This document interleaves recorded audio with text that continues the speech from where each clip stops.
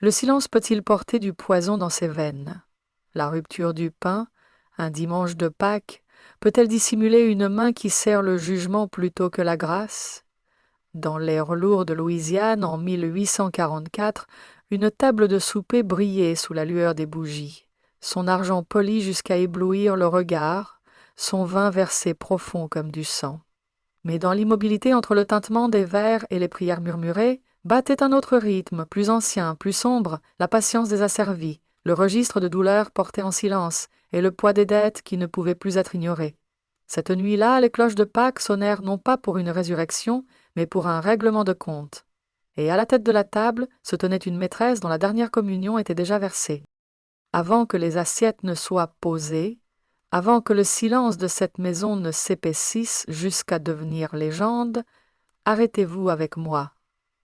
Ce ne sont pas des récits adoucis, ni des fables nées de l'imagination. Ce sont les échos des oubliés, les murmures ensevelis dans la poussière et l'ambre. Djungat, Djungat, Djungat. Si vous voulez suivre des histoires réelles qui défient le temps et révèlent des vérités cachées, abonnez-vous à la chaîne maintenant et activez les notifications pour ne manquer aucune de nos enquêtes. Le silence continue, écoutez attentivement. La plantation se dressait comme une cathédrale de chagrin, ses poutres gonflées d'humidité, ses volets soupirant contre les vents inquiets qui parcouraient les champs de Louisiane. Les cyprès, hauts et solennels, drapés de mousse comme des linceuls funéraires, penchaient vers la maison comme pour écouter. La terre était riche et sombre, mais non de clémence, elle donnait des récoltes au prix d'oses et de dos brisés, et buvait la sueur de ceux qui pliaient sous un soleil qui ne pardonnait jamais. La maîtresse du domaine, son nom murmuré avec à la fois peur et mépris, régnait sur ce territoire avec la superbe d'une reine. Ses soies bruissaient dans les couloirs comme des chuchotements d'ordre. Ses breloques d'argent tintaient faiblement, lorsqu'elle passait de pièce en pièce, chaque son étant un rappel de son pouvoir. La maison était un théâtre où la cruauté portait du parfum, et où le silence devenait masque. Les fenêtres, hautes et voûtées, laissaient entrer la lumière à contre-cœur, filtrée à travers des rideaux lourds comme des draps funéraires. Entre ces murs, l'air semblait toujours peser sur les poumons, faisant de chaque souffle une respiration empruntée. La vie des esclaves n'était pas rythmée par des jours, mais par l'insable répétition des tâches. Le fracas de la marmite de fer, le claquement du fouet, le grincement des chariots roulant sur les allées de gravier, chaque son inscrivait dans la mémoire comme des traits de comptage. L'aube n'apportait pas de promesses, mais la morsure du givre en hiver ou l'écrasante lourdeur de la chaleur estivale. Les saisons elles-mêmes semblaient complices, n'offrant aucun répit. L'hiver gelait leurs mains jusqu'à ce que la peau se fende et saigne. L'été brûlait leur dos jusqu'à ce que la sueur se mêle à la poussière et au sel, piquant des yeux qui ne pouvaient jamais se fermer assez longtemps pour se reposer. La cuisine était le cœur du labeur, son âtre une bouche de feu qui dévorait les heures. Les cuillères de bois remuaient des marmites si grandes qu'elle aurait pu engloutir un homme, la vapeur montant épaisse et suffocante, portant l'odeur d'une subsistance qui atteignait rarement ceux qui la préparaient. Chaque bol posé devant la maîtresse, chaque assiette polie portée par des mains tremblantes, rappelait ceux-ci. Ils nourrissaient les autres tandis que la faim rongeait leur propre ventre creux. Les quartiers se dressaient au bord des champs, leurs murs minces, leurs toits rafistolés de ce qu'on pouvait trouver. Les nuits y étaient agitées, pleurs d'enfants, chuchotements à voix basse, prières murmurées non pour être entendues, mais pour être ressenties. À la lueur vacillante des chandelles de suif, des visages paraissaient plus vieux que leurs années, des yeux portant un poids trop lourd pour la chair. Chaque cicatrice, chaque silence, devenait partie intégrante du tissu de leur vie. La maison elle-même semblait vivante. Ses escaliers gémissaient lorsque la maîtresse descendait, comme reculant sous ses pas. Les portes s'ouvraient et se fermaient avec un soupir, réticente à obéir.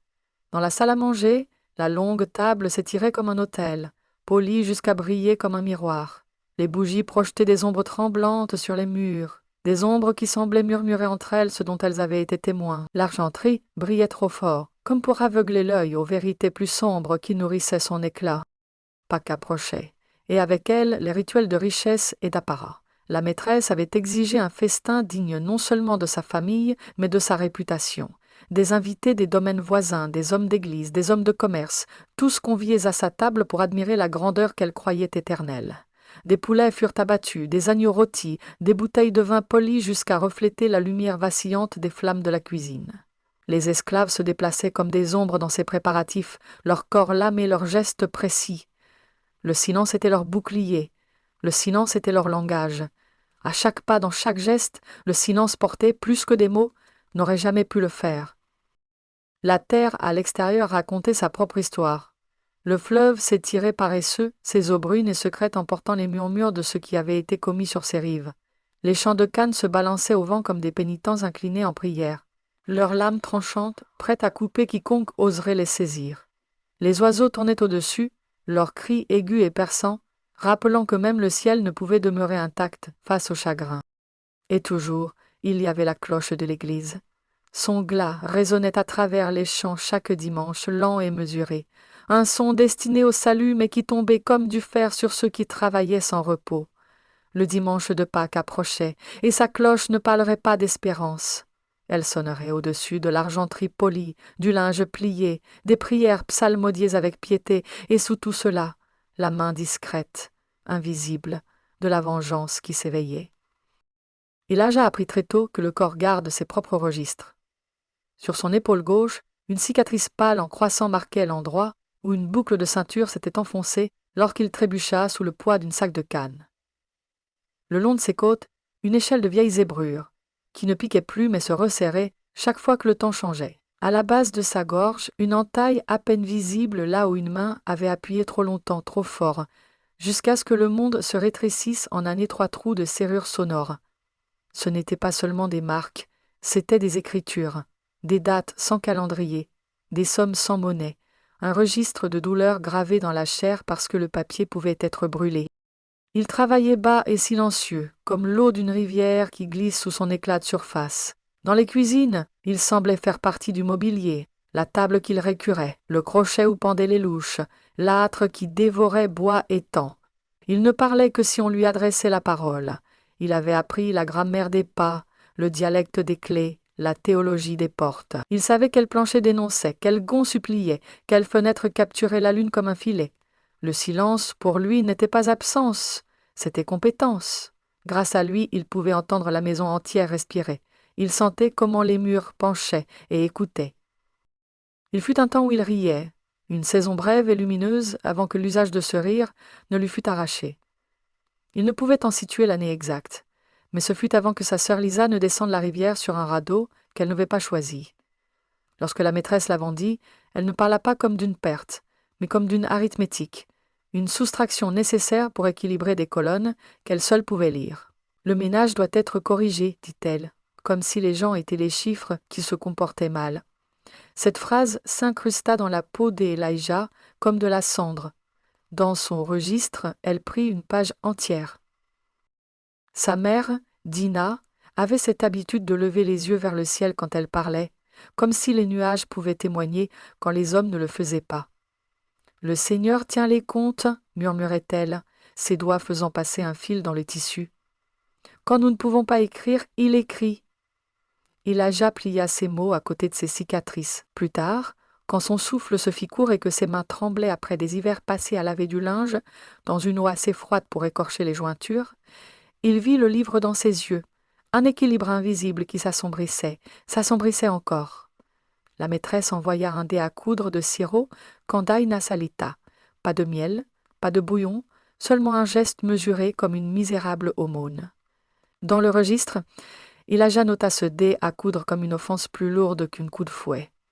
La cruauté parfumée pèse plus lourd que la cruauté rugissante. Il n'était pas prompt à la colère, il était lent, comme la fraîcheur d'une pluie profonde. Cette lenteur lui avait sauvé la vie plus d'une fois. Il avait appris la patience des lames laissées dans l'ombre, des graines sous le givre.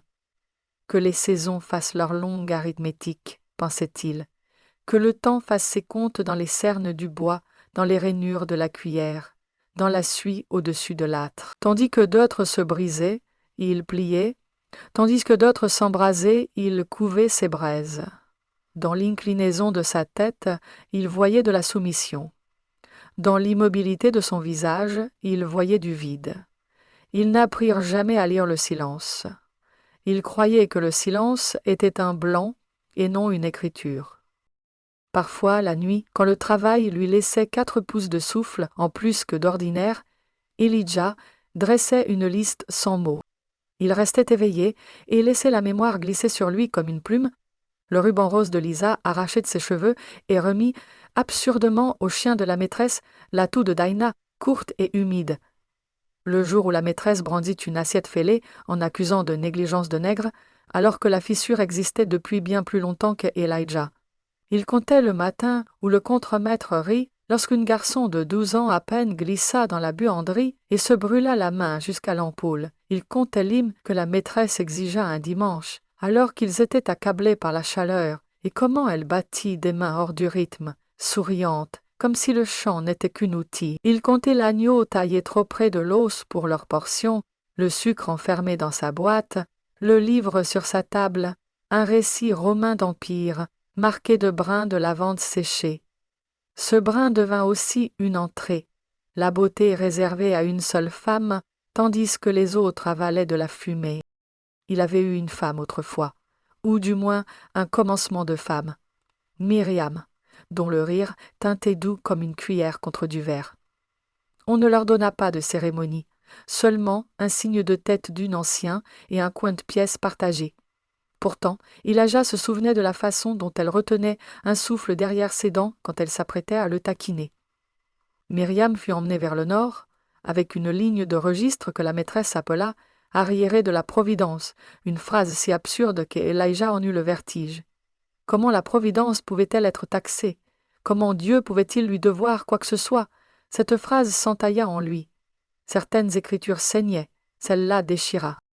Il apprit à lire les chiffres sur une facture de vente laissée ouverte sur la table du garde-manger, aussi négligemment que de la poussière. La page était bordée de farine. Il la suivit des yeux comme un doigt suit une cicatrice. Les dollars étaient des marques de pouvoir qui feignaient d'être neutres. Livre, pense, compte, des mots qui transformaient le souffle en inventaire. Il étudia comment la maîtresse maniait sa plume, comment elle s'arrêtait, comment elle pressait le buvard. Elle traitait l'encre comme une loi. Elijah observa et comprit. Le monde obéissait à ce qui pouvait être vu sur une ligne. Son corps ne serait jamais autorisé à écrire sur le papier, mais son corps pouvait écrire ailleurs. Il pouvait inscrire du sens dans le poli d'une cuillère, dans l'angle d'une bouilloire laissée juste ainsi, dans le moment d'une porte déverrouillée, une seconde plus tôt que l'habitude. La maison le lirait qu'elle le veuille ou non. Pâques apportait une cruauté particulière, une piété posée comme de la dentelle sur du fer. La maîtresse parlait de pardon tandis que sa cuisinière saignait sur des oignons tranchés par un couteau affûté jusqu'au murmure. Elle parlait de renouveau tout en envoyant un garçon tirer de l'eau jusqu'à ce que ses épaules tremblent. Elijah écoutait les sermons à travers les murs, chaque mot comme une perle enfilée sur une chaîne, péché, grâce, rançon, sang, sangue. Le mot roulait sur sa langue sans bruit. Il en savait plus sur le sang que le prédicateur n'oserait jamais l'avouer. Il savait comment il se vitrifie sur la paume, comment il sent quand la chaleur le soulève d'une coupure, combien vite il vire au brun rouillé sur un chiffon. Dans son registre, les mots de Pâques furent classés sous théâtre. La mise en scène de la miséricorde pour ceux qui n'en avaient jamais eu besoin. Si le registre avait été visible, il aurait effrayé la maison. Elijah le gardait invisible, un tambour de conte qui ne s'arrêtait jamais. La maîtresse se croyait au-dessus des mathématiques. Elle s'imaginait être une saison plutôt que son sujet. Quand un verre se brisait, elle l'appelait destin. Quand une facture arrivait, elle l'appelait persécution. Quand une tempête arrachait un arbre, elle l'appelait épreuve. Chaque malheur amplifiait son sentiment de souffrir enceinte. Chaque brutalité qu'elle infligeait devenait discipline. Elijah voyait travers la dentelle. La dentelle n'était qu'une file qui se donnait des airs de nuages. Il prit la mesure de ses routines comme un clerc prend la mesure des pièces. Elle affectionnait une chaise particulière à table, légèrement à gauche de la fenêtre, où la lumière adoucissait son visage. Elle tendait toujours la même main vers le sucre, tapotait du même doigt le bord de son verre quand elle désirait du vin. Elle grondait avec les mêmes phrases, comme lisant un texte. La décence doit s'enseigner, chacun à sa place, je pardonne, mais l'ordre doit demeurer. Le pardon était un costume qu'elle revêtait pour bien paraître dans le miroir. Dans le registre, Elijah nota combien de fois elle prononçait ce mot comparé à combien rarement elle le pratiquait. Le ratio lui-même était une violence. Parfois, Elijah parlait, mais seulement dans son sang. Il laissait son pouls répondre aux questions que personne ne lui posait. Il le sentait s'accélérer quand la maîtresse riait à la plaisanterie du contremaître sur une femme marchant pieds nus sur du gravier à minuit pour rejoindre un homme aimé et retrouver à l'aube avec les pieds en lambeaux. Il le sentait ralentir quand Dina dormait, le premier vrai sommeil depuis des semaines, comme si une main s'était brièvement levée de sa poitrine. Le registre gardait les accélérations de rage, les décélérations de miséricorde. Il les maintenait en équilibre, non parce qu'il croyait que le monde les équilibrait un jour, mais parce que l'équilibre était une discipline, et la discipline, une forme d'armure. La cuisine lui enseigna plus que la Bible, qu'on lui permettait d'entendre sans jamais la toucher. La chaleur révèle la vérité, apprit-il. L'eau dénonce tout quand elle bout. Les taches remontent, les graisses se rendent, les fissures cachées s'élargissent. Les épices mentent jusqu'à ce que leur couvercle soit levé. Le sucre attend son moment pour brûler. Le garde-manger était un cœur de bocaux à la gorge de verre. La cave, une congrégation de barils qui fredonnait quand le temps changeait. Il pouvait dire à l'odeur si le vinaigre avait tourné, au poids si le tonneau de farine avait été volé, à l'éclat si une cuillère avait été lavée à la hâte. Chaque reconnaissance était une écriture, le savoir est une somme, et les sommes peuvent se renverser. Ce qu'Elijah craignait, ce n'était pas la mort, c'était l'effacement, disparaître sans preuve, être effacé comme des traits de craie après la pluie. Il souhaitait quelque chose qui dirait qu'il avait été là, qu'il avait compté, pas pour la maîtresse, pas pour son registre, qui pouvait effacer tout ce qui lui déplaisait, mais pour le silence qu'il avait gardé en vie. Il voulait que le silence parle après lui. Il croyait, obstinément, que le silence pouvait être enseigné à porter un message aussi solide que le fer. Il l'exerçait non en mots, mais en retenue. La retenue serait sa grammaire, le temps, sa rime. Quand Daïna mourut, la maison ne s'arrêta pas. La maîtresse envoya un gage, une poire du garde-manger, verte comme une promesse jamais destinée à être tenue. Elijah la tint dans sa paume et sentit la fureur se lever puis s'apaiser encore. Il la coupa en 3 et la partagea avec 2 enfants qui le regardèrent avec la révérence qu'on réserve à celui qui peut transformer peu en plus. Il mâcha sa part avec dévotion, non pour le fruit, mais pour la leçon. La douceur est une monnaie, et ceux qui la contrôlent déclarent leurs saints et leurs pécheurs. Dans son registre, il inscrivit la poire dans une longue colonne de petites fautes exactes qui s'additionnaient jusqu'à former une sentence plus lourde qu'un seul coup. Il avait appris à ce moment-là à entrer dans une pièce et à en sentir l'équilibre. Pour chaque objet à sa place, un autre légèrement déplacé. Pour chaque voix élevée, 2 baissées en complot. Il pouvait entendre comment les bracelets de la maîtresse racontaient ses humeurs, à quelle vitesse il tintait quand elle était agitée, à quelle douceur quand elle était satisfaite. Il pouvait dire à l'inclinaison de son menton si la journée apporterait humiliation, ou seulement son fil tendu effleurait en surface comme une lame. Il ne devinait plus, il comptait. Il n'espérait plus, il comptait. Il ne priait plus comme autrefois, il attendait. Attendre devint lui-même une sorte de prière, patiente, précise, implacable. La veille de Pâques, Elijah polit l'argenterie de la maîtresse jusqu'à y voir non pas son visage, mais l'ombre d'homme qu'il ne savait pas encore devenir. Les cuillères reposaient en rang comme de petits miroirs, refusant de dire la vérité droit. Il passa un chiffon le long de leur gorge et observa la pièce se courber. Dans cette courbure, il aperçut une possibilité. Le registre, en lui, stabilisa ses colonnes. Il inspira. Il rangea chaque pièce dans son écrin de velours, comme s'y bordaient des enfants, doux, délibérés, définitifs. La nuit, l'air glissa par les volets et caressa les flammes des chandelles. Quelque part, un engoulevent chantait son propre nom, se comptant sans fin. Elijah sentit le son entrer en lui et se loger à côté des autres écritures. Il pensa au rire doux de Myriam. Il pensa au ruban de Lisa. Il pensa au dé à coudre de Dina, à la poire, à la lavande pressée et au mot « providence taxée ». Les colonnes approchaient de leur clôture, non parce que la somme avait été atteinte, comment l'aurait-elle pu, avec des pertes semblables à des fleuves, mais parce que le livre exigeait une ligne tracée et un jugement écrit dessous. Il ne ragea pas, il totalisa, il ne jura pas, il termina le calcul. Et lorsqu'il s'allongea, il ne dormit pas. Il écouta la maison respirer et promit à son silence qu'il lui donnerait du travail à faire, qu'il porterait un message à travers le verre et le linge, à travers la gorge et la prière, à travers la table de Pâques où la miséricorde avait été jouée comme un théâtre. Le registre était prêt. La main qui le tenait était ferme. La somme, quand elle viendrait, ne crierait pas. Elle serait servie. Le matin de Pâques commença avec des cloches, leur glas dérivant au-dessus des champs comme des fils de fer tendus dans l'air. La maîtresse exigea que chaque détail brille davantage que le jour lui-même. Les nappes amidonnées jusqu'à une raideur cruelle, les chandelles hautes et inflexibles, l'argenterie alignée en rangs éclatants sur la longue table de chêne. Les invités arriveraient en calèche et à cheval, leur rire tranchant le silence comme si la joie leur était due à eux seuls. La maison se préparait comme une scène.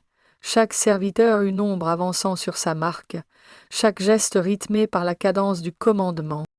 Pour Elijah, la journée se déroulait comme la dernière page d'un registre. Il astiquait, remuait, apportait, servait, mais dans son silence il comptait.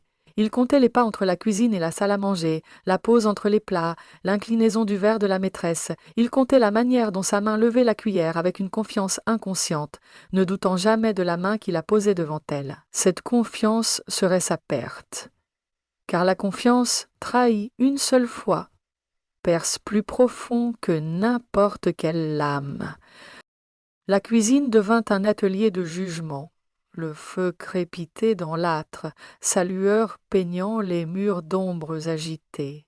L'air était lourd de graisse d'agneau, de romarin écrasé entre des doigts, de la douceur des amandes sucrées que la maîtresse exigeait pour l'occasion. Chaque parfum se mêlait, montant en une brume qui troublait l'œil et engourdissait les sens. Mais Elijah percevait quelque chose de plus âpre sous tout cela, la promesse amère d'une substance rassemblée des jours auparavant, cachée comme une écriture sainte dans les plis de la vie ordinaire. Il avait étudié les habitudes de la maîtresse avec la précision d'un comptable. Elle aimait le vin rouge et profond, et elle aimait son bouillon, la coupe rituelle qui apaisait sa fierté autant que son corps. Elle prétendait qu'il calmait ses nerfs, bien que ses nerfs ne fussent jamais ébranlés par la culpabilité. Dans cette petite indulgence, elle se croyait intouchable. Elijah connaissait la mesure de son appétit. Il savait comment le liquide réchauffait sa gorge, comment elle fermait brièvement les yeux en l'avalant, comme on savoure un pardon. La frapper là, dans l'acte même de son indulgence, ce serait laisser éclore le jugement dans l'espace qu'elle appelait saint. Le poison n'était pas né de la rage, mais de la patience. Il avait été amassé lentement, comme si la terre elle-même conspirait à donner à Elijah ses outils. Les champs avaient leurs secrets, certaines feuilles, certaines graines, amères à la langue, lentes au ventre, tranchantes comme le silence quand on les mariait ensemble. Il avait vu d'autres tomber malades lors des saisons passées, observé comment le corps se rendait morceau par morceau, comment la force se vidait sans prévenir. Il n'avait pas besoin d'abondance, seulement d'une trace glissée dans un bouillon, invisible comme un murmure. Une trace suffisait pour porter un message plus fort que des cris. La nuit du samedi, tandis que les autres dormaient d'un sommeil agité sous le poids de l'aube à venir, Elijah prépara. Il écrasa les fragments amers avec le dos d'une cuillère, le métal résonnant doucement contre la pierre. Il laissa tomber les miettes dans une petite poche de tissu, la lia avec un fil arraché à un vieux vêtement et la cacha là où aucune main curieuse ne chercherait, dans le creux d'un tonneau de farine, sous la surface blanche qui le recouvrait comme de la neige. Il se mouvait avec la patience de celui qui écrit une écriture sacrée. Chaque geste délibéré, chaque silence le liant à la permanence. Les outils de la cuisine devinrent ses alliés. La louche brillait comme une langue d'argent. Le chaudron fredonnait bas sous la chaleur, comme s'il anticipait. Les bols alignés attendaient, leurs bouches rondes grandes ouvertes comme des suppliants en prière. Il les toucha non pas comme des objets, mais comme des participants à un rituel plus ancien que la maison elle-même.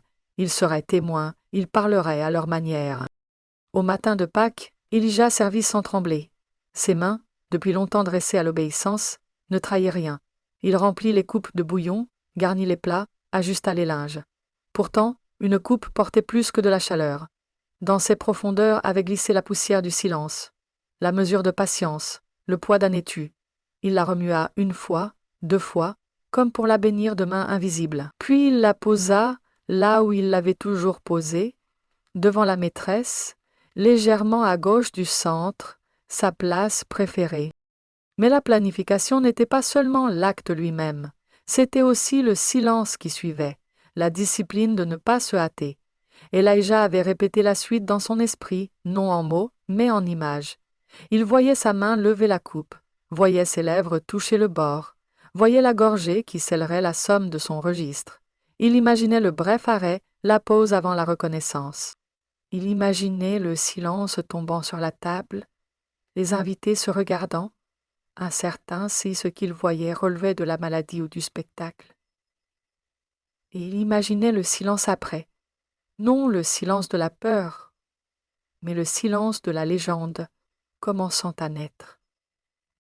Pourtant, même dans cet instant de résolution, Elijah ne pensait pas à une victoire, il pensait à l'équilibre.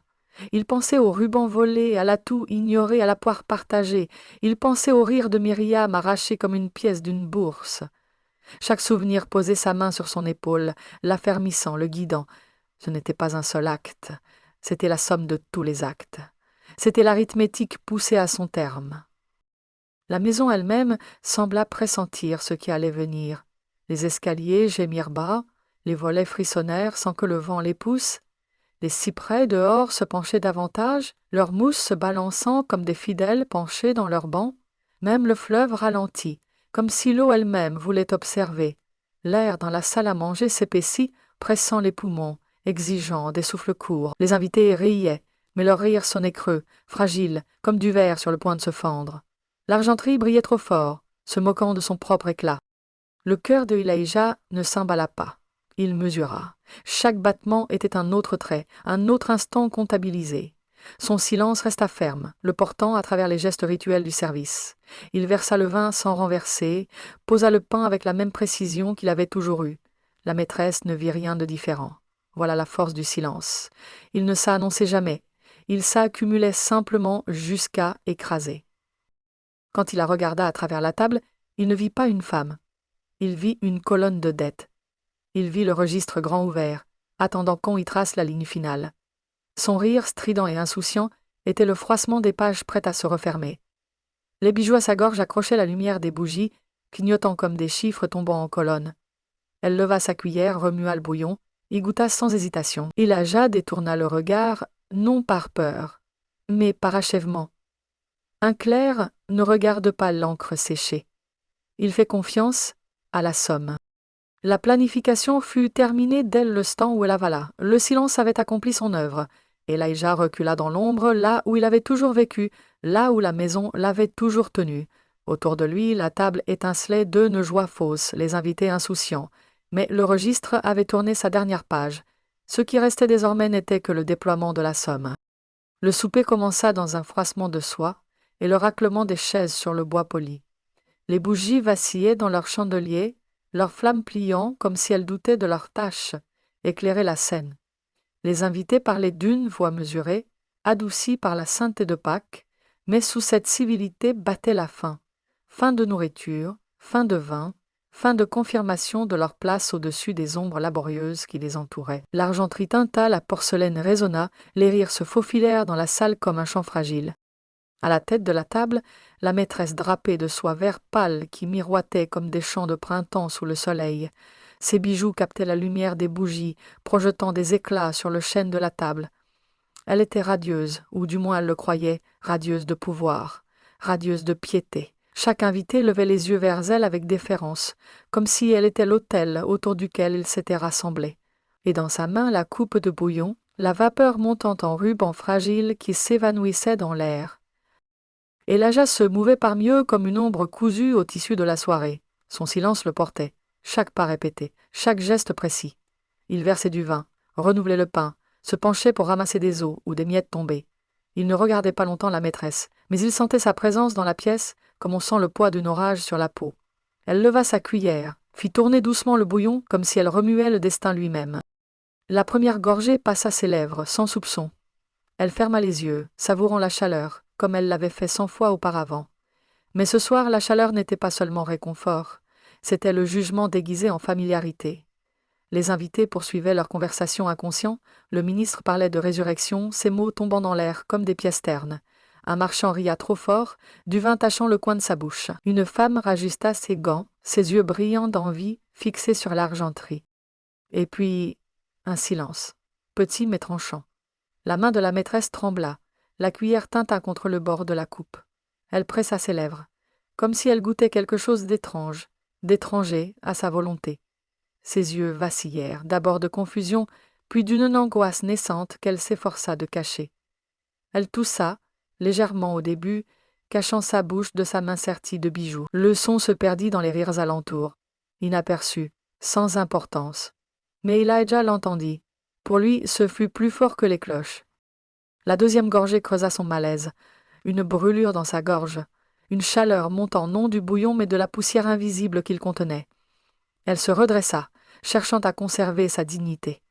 Elle força un sourire, dit une banalité aux convives à sa droite. Mais le sourire se fendilla, les mots tremblèrent, et sa main se précipita vers son gobelet de vin avec urgence.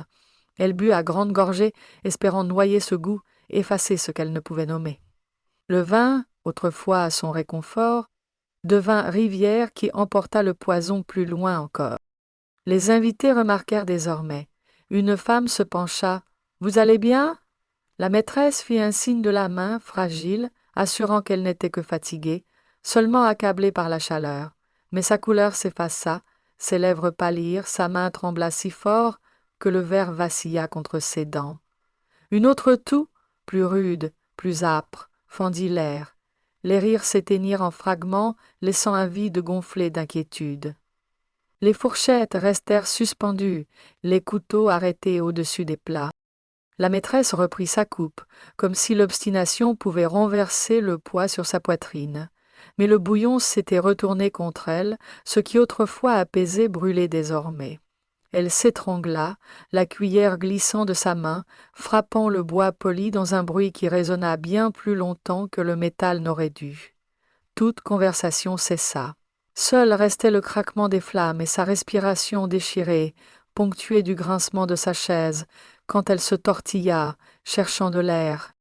Les invités bondirent, leurs voix se croisant dans l'alarme. « De l'eau ! Vite ! Un médecin ! Ouvrez la fenêtre !» Les ordres s'envolaient comme des oiseaux affolés, désordonnés. Un garçon courut vers la porte, ses souliers claquant sur le bois. Une femme éventa la maîtresse avec un mouchoir de dentelle. Mais ses mains tremblaient si fort que le tissu vibrait comme un oiseau captif. Le ministre pria à haute voix, ses mots trébuchants, sa voix montant plus haut qu'à l'ordinaire. Mais la maison semblait sourde à leurs cris. Les murs gémissaient comme s'ils peinaient à contenir le moment. Les volets claquèrent, sans vent pour les toucher. L'argenterie brillait d'un éclat cruel. Les bougies vacillaient comme si elles expiraient avec le souffle déclinant de la maîtresse. Chaque détail devenait témoin, chaque objet se joignait au silence qui n'était plus vide mais saturé de jugement. Les yeux de la maîtresse s'écarquillaient, vitreux, cherchant parmi les visages autour d'elle, implorant peut-être une grâce, peut-être un déni.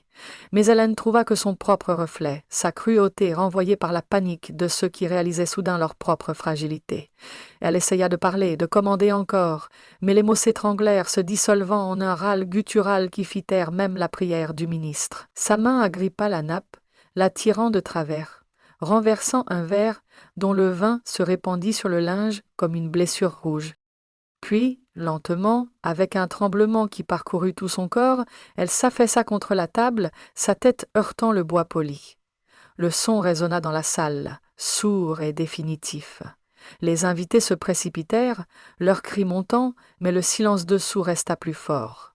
C'était le silence des dettes réglées, d'une registre refermée.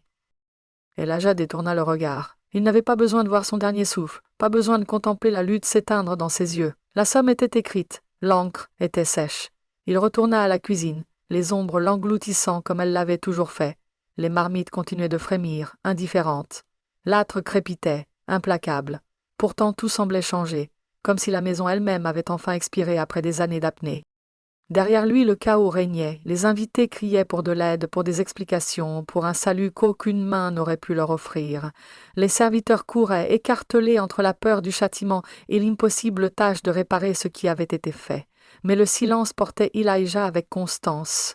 Il se mouvait avec le calme de celui qui a terminé un long calcul, qui a tracé la ligne finale sous les chiffres et sait qu'aucun nouveau nombre ne changera le résultat. Le corps de la maîtresse affaissait, sa robe de soie se froissant, ses bijoux ternissant sous la sueur. Sa coupe gisait renversée, le bouillon s'y filtrant dans la nappe, laissant une tache plus sombre que le vin, plus sombre que l'ombre. Cette tache s'étendait lentement, témoin rampant, jusqu'à sembler dévorer la table elle-même. Et à cet instant, la légende commença. Non pas avec une proclamation, non pas avec trompette ou cri, mais avec le silence. Épais, implacable, inoubliable, silence qui emplissait la salle, silence qui traversait les champs, silence qui s'imprimait dans la mémoire. Les cloches de Pâques sonnèrent au loin, leur son arrivant en retard, comme réticents à se joindre à ce qu'elles savaient déjà accompli. Leur carillon était désormais creux, dépouillé de résurrection, lourd de règlement de compte. Elijah écouta.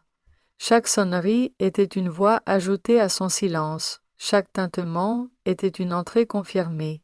Il ne sourit pas, ne pleura pas. Il respira simplement, régulier, comme on respire après avoir déposé un fardeau longtemps porté. L'exécution était achevée, non par la lame, non par le feu, mais par la patience, par le silence, par la poussière de vengeance glissée dans une coupe. La maison n'oublierait jamais, la terre n'oublierait jamais, et le registre des Elijah, bien que refermé, résonnerait dans chaque murmure qui parcourait la Louisiane. Le repas de Pâques ne s'acheva pas par une prière ni par des hymnes de triomphe. Il s'acheva par un souffle étranglé, un cri, un silence qui étreignit chaque gorge. La maîtresse gisait immobile, sa main crispée sur la nappe, ses bijoux ternes de sueur, sa robe lourde de chute. Autour d'elle, la panique se propageait comme un incendie sur champ sec. Les invités bondissaient, leurs chaises renversées avec un cri de bois contre bois. Les serviteurs restaient groupés aux marges, figés entre l'élan et la retenue, leurs pieds cloués par la peur.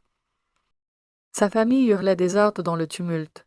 Apportez de l'eau, cherchez le médecin, éventez-la. Mais les mots s'écrasaient contre le mur de l'inévitable.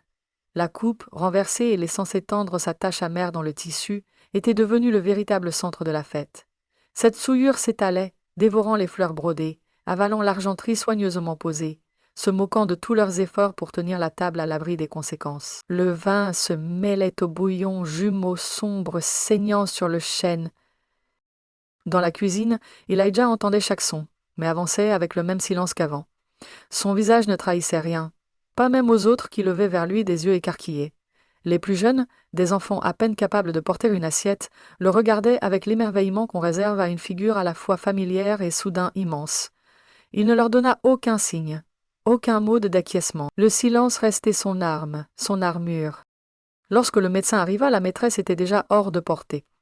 Il pressa ses doigts tremblants sur son poignet, approcha son oreille de ses lèvres et se recula avec des yeux plus soucieux de calcul que de peine. Que signifierait cette mort pour la famille, pour sa propre réputation, pour les rumeurs de la plantation? Il balbutia des explications. Une crise, la fragilité des nerfs féminins, l'épuisement d'un jeûne, de Pâques. Ces mots filaient comme un fil trop mince pour supporter du poids. Et pourtant la famille ici accrocha désespérément. Mieux valait un mensonge que la vérité, imprimée dans la nappe sous leurs yeux. La nouvelle se répandit avant même que l'aube n'éclaire les champs. Les carrosses grincèrent sur les routes de terre, charriant à la fois pleureuses et curieux. Certains jurèrent qu'elle avait été maudite. D'autres murmurèrent que les péchés anciens de sa lignée l'avaient enfin rattrapée. Quelques-uns, plus audacieux dans l'ombre, soufflèrent le mot poison, mais nul n'osa le prononcer à voix haute dans la maison même de la maîtresse. Son corps fut exposé dans le salon, des chandelles allumées autour de son visage livide, ses bijoux retirés, ses lèvres serrées comme si même dans la mort, elle voulait imposer un reproche. Les femmes portaient leurs mouchoirs à la bouche. Les hommes secouaient la tête avec la gravité de ceux qui prétendent avoir toujours su que le monde est cruel, mais refusent d'en nommer la cause. Dans les quartiers des esclaves, la nouvelle circulait autrement. Elle ne passait pas par des mots criés, mais par des souffles glissés, comme du vent entre des roseaux. Personne ne prononça le nom des Elijah. Il n'y en avait pas besoin. Le silence lui-même contait l'histoire. Un regard échangé près du feu, une main pressée sur un bras, un léger hochement de tête, ces gestes suffisaient. Les enfants baissèrent le ton de leur jeu, sentant l'air plus lourd, sans comprendre pourquoi.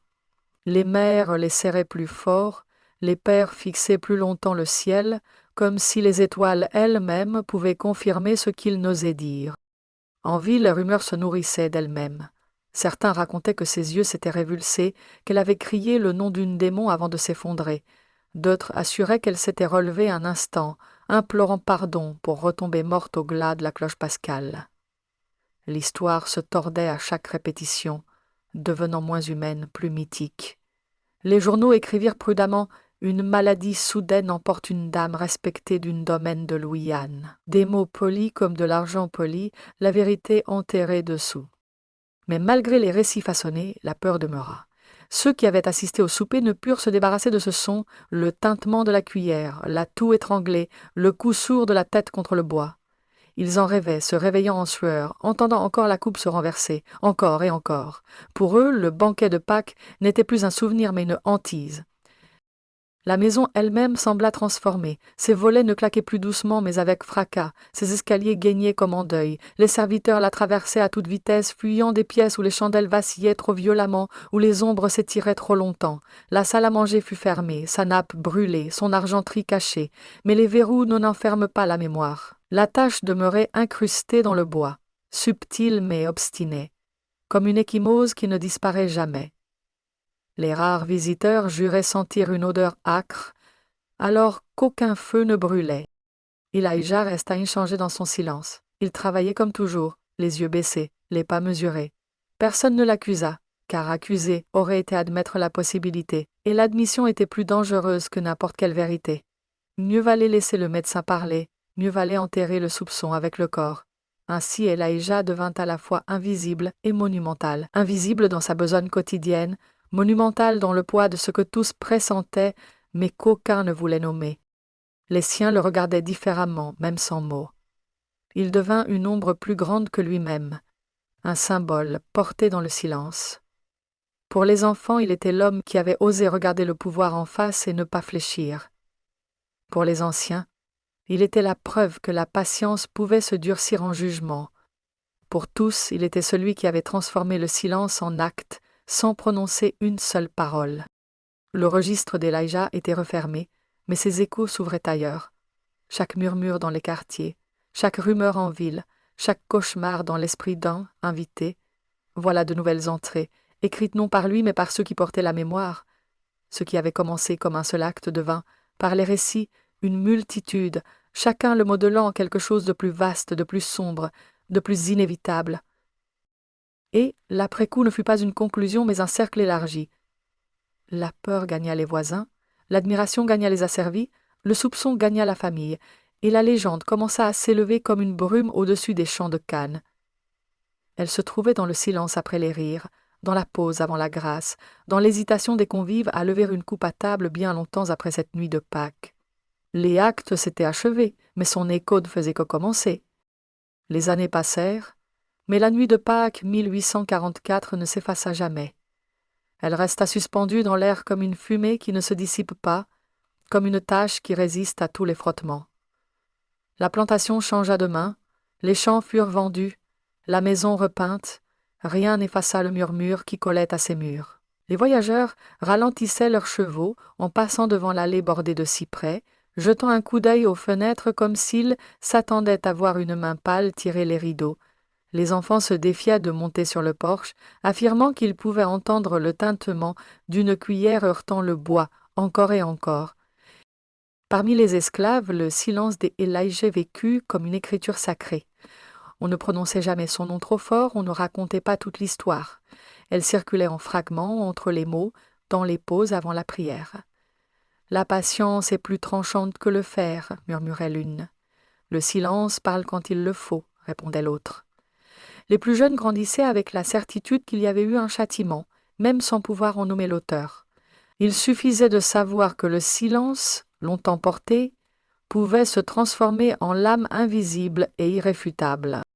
En ville, la légende se fit plus noire. Certains disaient que la maîtresse siégeait encore à sa table dans l'au-delà, sa coupe éternellement en main, les yeux figés dans la reconnaissance de la trahison qu'elle n'avait jamais imaginée. D'autres chuchotaient que son esprit hantait toujours la salle à manger, sa tour râlant dans la nuit, ses bijoux cliquetant tandis qu'elle errait, cherchant sans fin la coupe qui l'avait trahie. Des voisins juraient avoir entendu les cloches de Pâques sonner, alors qu'aucune église ne avait tiré sur ses cordes, leur son roulant sur les champs, lourdes du jugement inachevé.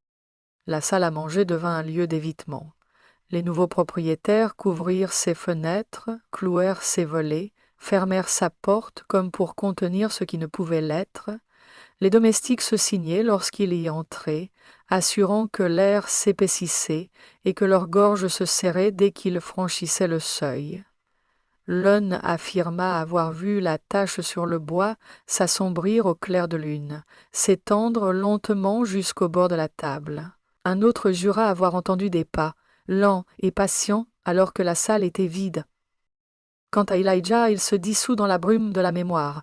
Certains racontèrent qu'il fut vendu vers le sud peu après, le soupçon le suivant comme une traînée de fumée qu'on ne disait jamais à voix haute. D'autres affirmèrent qu'il disparut dans la nuit, marchant pieds nus dans les champs de canne, jusqu'à ce que le brouillard l'avale. Quelques-uns prétendirent qu'il vécut longtemps, silencieux, dans une autre paroisse, les yeux lourds de secrets qu'il n'avoua jamais. Nul ne sut. Peut-être que ce fut là son dernier acte de silence, disparaître lui-même, ne laisser que l'écho. Ce qui demeura, ce ne fut ni son corps ni son nom, mais son registre. Le livre invisible de dettes, fermé cette nuit-là, se rouvrait à chaque murmure, chaque récit au coin du feu, chaque frisson traversant ceux qui osaient se souvenir. Chaque nouvelle narration traçait de nouvelles lignes, transformant un seul acte en une multitude. Le registre survécut à lui, à elle, à la maison même. Dans ce registre, le silence était encre, la patience le papier, la vengeance la somme. Des générations plus tard, quand la plantation ne fut plus qu'une ruine, lierre et mousse engloutissant ses pierres, la légende persista. Les voyageurs campant non loin racontaient avoir entendu une cuillère tomber dans l'obscurité. Les paysans disaient que leurs chevaux rechignaient près des cyprès, oreilles dressées, comme s'ils percevaient des pas dans l'herbe. Certains parlaient d'une ombre aperçue aux fenêtres, une silhouette d'homme, droite, visage impénétrable, regardant. Il ne bougeait pas, ne parlait pas, mais sa présence emplissait l'air comme le tonnerre avant l'orage. Ainsi le silence d'Elijah devint légende, non pas une histoire écrite dans des livres, non pas imprimée dans les journaux, mais une histoire incrustée dans la moelle d'une lieue, une histoire qui refuse de mourir. Son acte ne fut jamais consigné dans l'histoire, pourtant il prospéra en mythe, mi-vérité, mi-murmure, totalement inoubliable. Le nom de la maîtresse, jadis prononcé avec crainte, se désagrégea en poussière. Le silence d'Elijah, jadis imposé, s'éleva en pouvoir.